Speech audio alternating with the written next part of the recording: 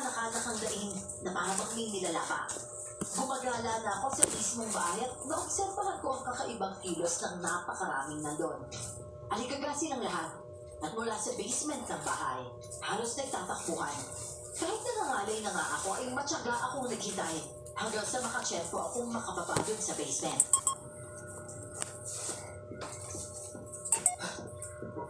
Puro dugo to. Pero parang hindi galing sa tao. Ano kaya ang nangyari? Saan galing yun? Gusto yun talaga makipaglaro Sige, pero galingan niyo magtago. Kapag naunahan ko talaga kayo. Hoy! Huwag ka maingay! Huwag ka maingay! Huwag ka masyado magalaw! Kapitan Lino, bakit po ba kayo? Ano ba nangyari sa inyo? Tapos malaba po kayo, Kapitan.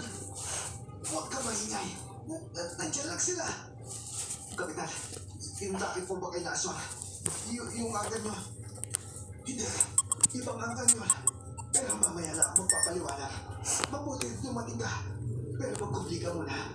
Pilitin mong hindi mahalata yung presensya mo.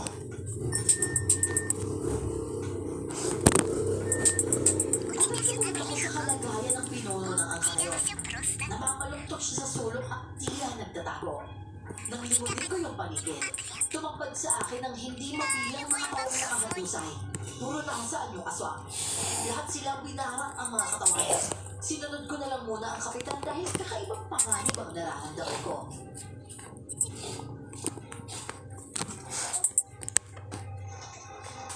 Kapitan, ilalim po sabihin na malinaw sa akin. Dapat malaman ko kung ano itong harapin ko. Bakit nagkaganyan po halos yung obra nyo? Paano po pinatay na aswang dito Ano po ba talagang kalaban ng aswang? Joros! Isang agaras! Isang agaras! Agaras! Yung aswang na lumalaban kahit kapwa aswang. Ano yan? Meron po bang galit nyo sa angkan nyo? Sigabo! Sigabo yan! Sigabo ho? Alam ko po yun Oo. Ikaw, ano ka sa amin? Oo. Paano po nangyari yun? Ako po yung uri niyo, di ba? Sabi niyo, agaras yung matakas niyo, tapos sigabo mo talaga. Mahabang paliwanag. Pero paano pasimplihin natin? Nagising ang isang masamang ugat sa puso niya. Kaya lumitaw sa kanya ang isang kasuklang-suklang na aswang. Narito ang bumakan namin para sana magsagawa ng ritual. Balak namin alisin at lunasan ang kondisyon niya. Kaso nagwala siya. Lahat ng naaabot niya, pinurog at nilapan niya. Wala kami laban. Ang sarili niyang ina. At maging ang sarili niyang ina. Nilapan niya sa harap ng lahat. At ito na, halos maubos na kami. Kaya bilang ikaw ang mananubos, tulungan mo kami, Joros. Maawa ka sa amin. Hindi namin kaya. Kapitan!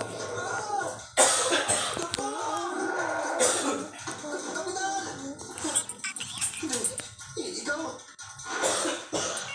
Hindi ka dapat nagalang dito. Magbuwang ka dito. Lalapunin ang bubuhay ko. Tulong ako kami! Tulong! Pwede mo!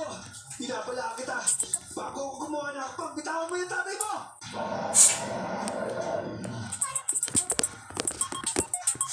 Nang makita ko ang anyo ng aswang na humatak kay Kapitan Dino ay lalo akong nayanig. Napakalaki ng katawan nito, pero hindi pantay ang mga braso at binti at parang naaadas. Ang mukha at tenga niya, mistulang tinahilang sa balat. Apat ang mata, pero dalawa raw ay parang walang buhay. Sa sobrang abnormal ng itsura niya ay natigilan ako. At doon ako